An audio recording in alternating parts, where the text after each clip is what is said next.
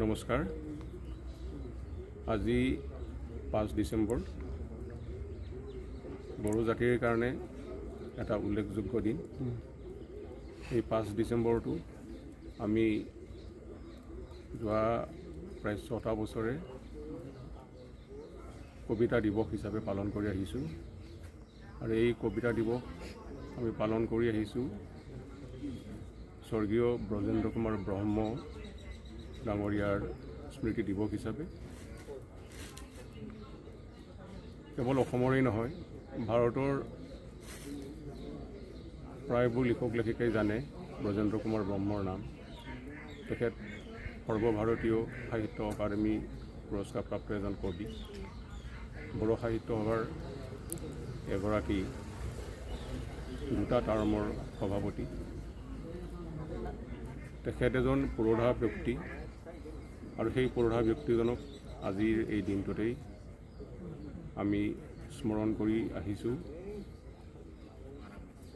2019 চনত তেখেতে ইহলীলা সম্বৰণ কৰে, আমাৰ মাজৰ পৰা গুচি যায় আৰু তেতিয়াৰ পৰাই বড়ো সাহিত্যত এটা বিশাল শূন্যতাৰ সৃষ্টি কৰি থৈ গৈছে।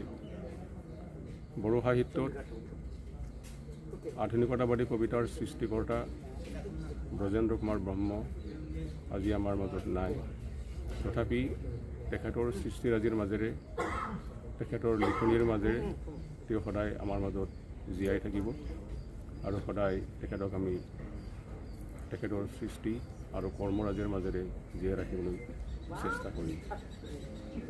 ব্ৰজেন্দ্ৰ কুমাৰ ব্ৰহ্ম কেৱল এজন মহান কবিয়েই নাছিল, তেখেত একেধাৰে এজন প্ৰ'জ ৰাইটাৰ বা ৰাইটাৰ লিডগিৰি আমি যাক বড়ো ভাষাত কওঁ।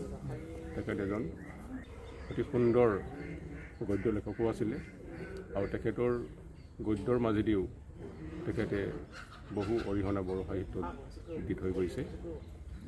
গতিকে তেখেত একেধাৰে গদ্য লেখক আৰু কবি দুয়োটাই আছিলে, যিটো বড়ো জাতিয়ে কেতিয়াও পাহৰিব নোৱাৰে। তেখেতৰ অমূল্য সৃষ্টিৰাজি সদায় আমাৰ মাজত থাকিব আৰু তেখেতৰ সৃষ্টিৰাজিয়ে আমাৰ চাম লেখক লেখিকাক সদায় অনুপ্ৰাণিত কৰি আহিছে আৰু নতুন লেখক লেখিকাই তেখেতৰ সৃষ্টিৰ মাজেদিয়েই সদায় অনুপ্ৰাণিত হৈ থাকিব। আৰু তেখেতৰে আজি মৃত্যু তিথিত আমি কবি সন্মিলন এখনৰ আয়োজন ইয়াত কৰিছিলোঁ আৰু এই কবি সন্মিলনত 25জনতকৈও অধিক কবিয়ে ইয়াত অংশগ্ৰহণ কৰিলে। তেখেতসকলৰ স্বৰচিত কবিতা পাঠ কৰিলে আৰু বিভিন্ন সংগীতানুষ্ঠানৰো ইয়াত আয়োজন কৰা হৈছিলে। তাৰ মাজেৰে আজিৰ দিনটো অতি সুন্দৰ এটা বৰ্ণাঢ্য কাৰ্যসূচীৰ মাজেৰে আজিৰ দিনটো পাৰ হৈ যায়। গতিকে এই গোটেই দিনটোৰ কাৰ্যসূচীখিনি আগবঢ়াই লৈ যোৱাত আমাৰ জিলা বড়ো সাহিত্য সভাৰ কৰ্মকৰ্তাসকলে আৰু শাখা সাহিত্য সভাৰ কৰ্মকৰ্তাসকলে যথেষ্ট অৰিহণা যোগালে।